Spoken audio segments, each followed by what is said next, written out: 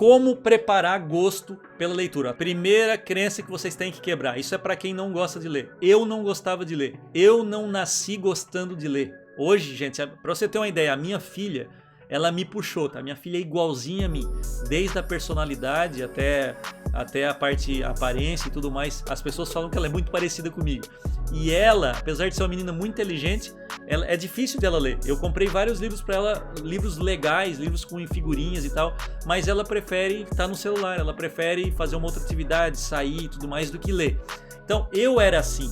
Hoje eu sou um leitor voraz. Ué, Ramon, mas como que você fez essa transição de ler, de não gostar de ler para ser um leitor voraz, tá? Você precisa começar de um passo bem pequenininho. Tá bom? Isso é um segredo, uma técnica de produtividade de bater uma meta. Tem gente que quer começar a gostar de ler lendo um livro como esse, um Leviatã, com a letra bem pequenininha e um livro maçante, altamente filosófico. A pessoa vai desistir na terceira página, ela não vai começar a conseguir gostar da leitura. O Jim Quick, ele escreveu o seguinte: você não nasce lendo ou gostando de ler, você aprende a ler.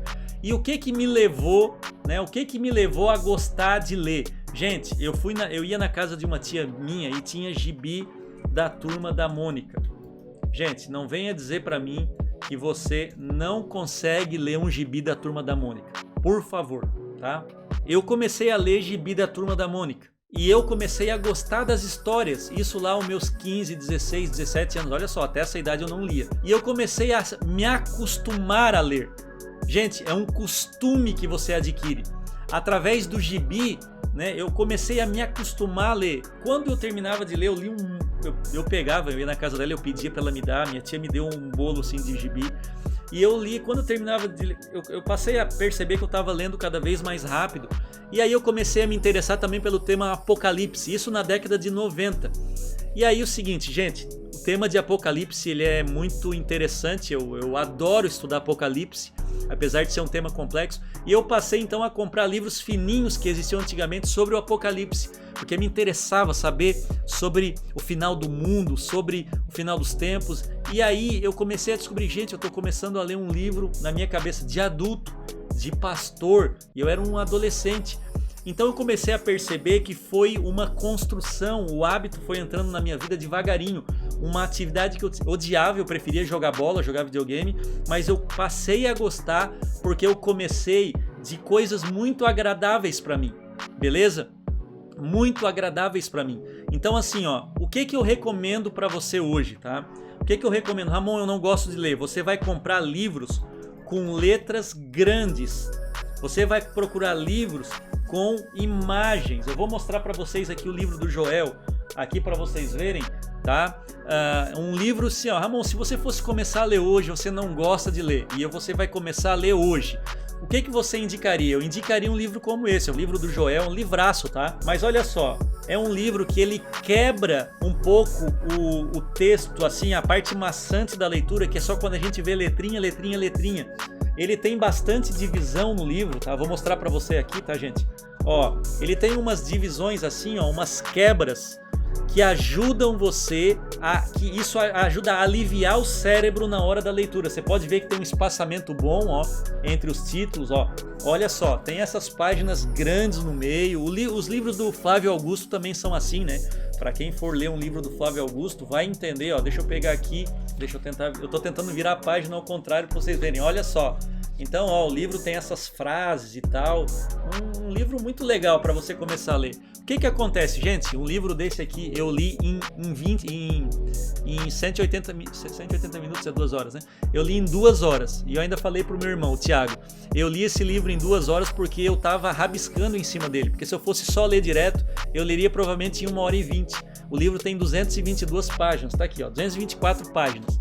Então eu fiz a anotação para você ver e o Thiago não acreditou, né?